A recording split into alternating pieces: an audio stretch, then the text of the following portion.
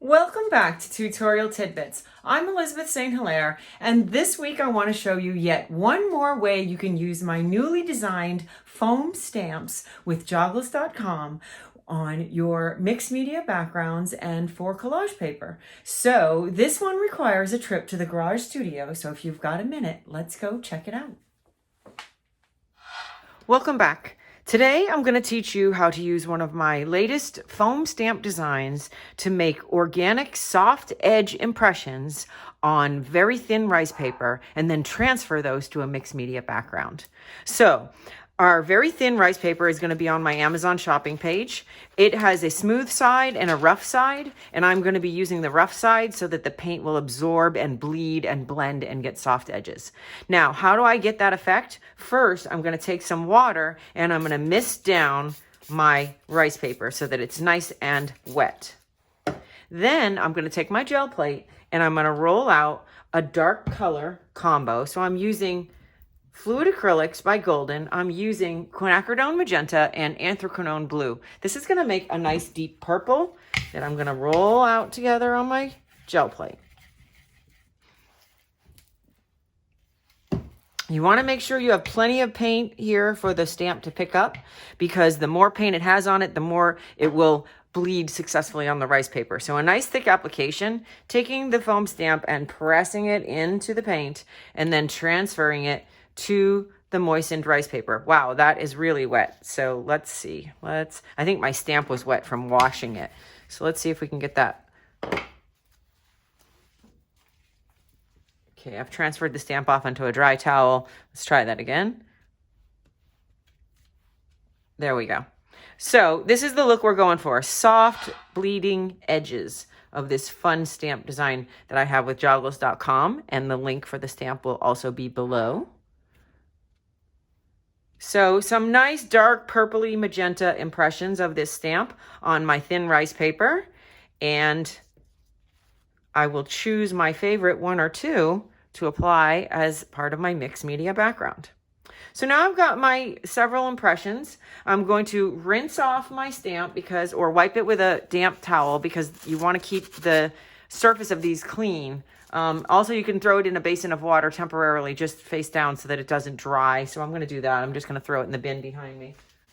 That way I can get to it later before the paint dries. Okay, so I'm going to set aside my gel plate and the stamp, and now I'm going to choose whichever one or two of these I like the best, and I will tear them out of the paper. So when you're stamping and you think that you're going to be tearing these out, you might want to consider not putting the stamps quite so close together like I did there. But I'm not worried if I kind of miss the edge of one of them. The idea is for this to be organic and painterly. So this is something that I'm going to suggest that you can apply to a mixed media background. Let's clean this surface here.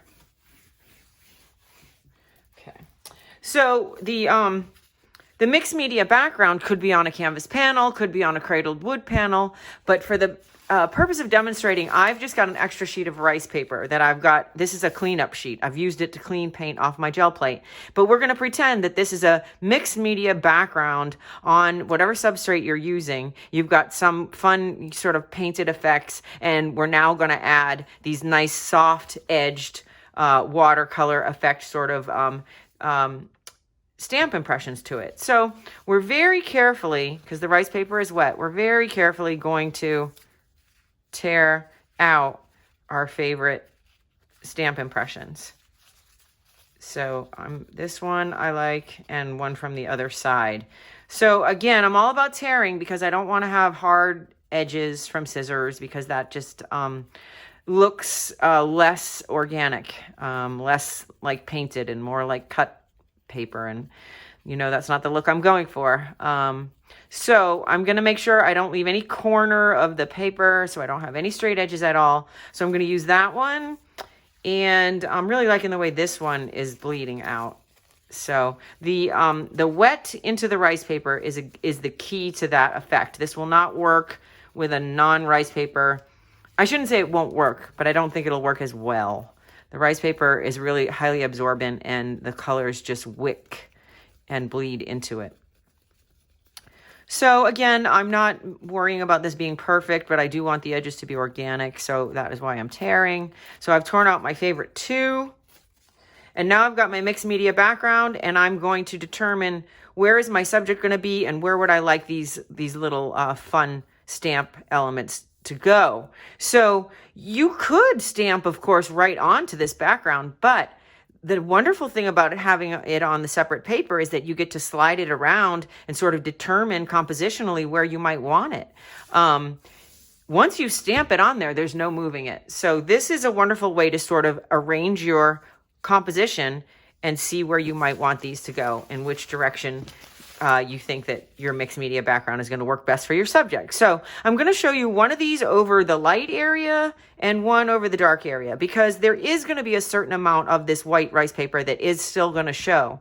But with the rough edges, I don't mind that at all, but you're going to get a different effect with it over light paint and a lighter background versus a darker background. So let's look at both.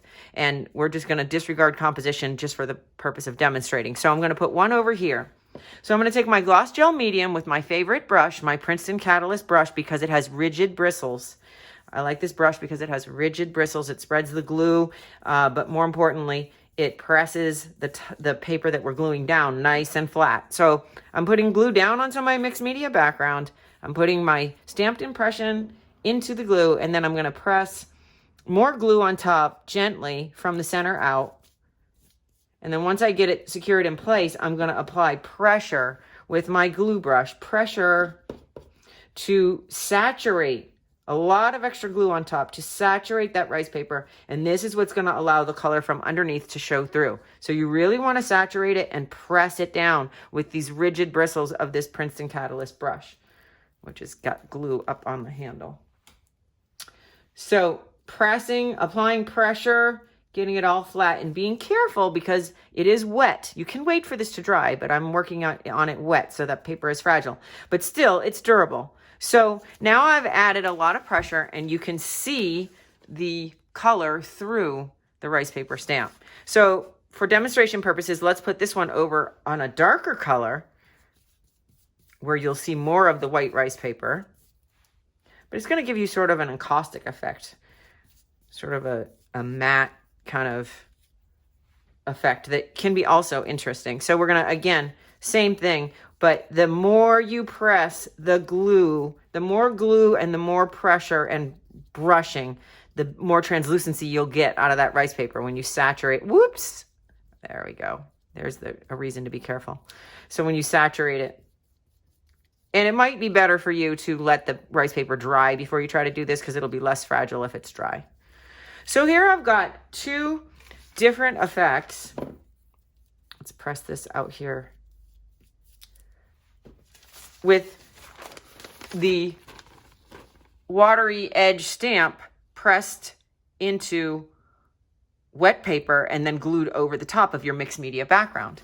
Now, it doesn't need to stop here. What you can do is, once this glue is dry, we can put a translucent wash on top of what you've added, and then you'll get less white showing and more layering. So once this dries, I'm going to grab a light color to show you what a translucent wash would look like, because teal is opaque, so that will block it out, and I want to go with a light color. So I'm going to get a manganese blue. Manganese blue is good for our palette. It's also, you can see those black tick marks very clearly on this. That means it's highly translucent, so that's going to work really well for what we're doing. So I'm going to put a little bit of the manganese blue out somewhere. I'm looking for a surface here for paint. I'm going to take a soft bristle brush, add water, and brush the manganese over my stamp. Then I might come in and soften the edges of that wash. And now it looks even more integrated with the background. So by adding a color over the top, you can integrate it even more so that it looks less glued on top. And I also do like the white sort of translucent appearance of the paper as well. So there's two different ways to use the stamps in your mixed media background. Happy Friday, and thank you for being here.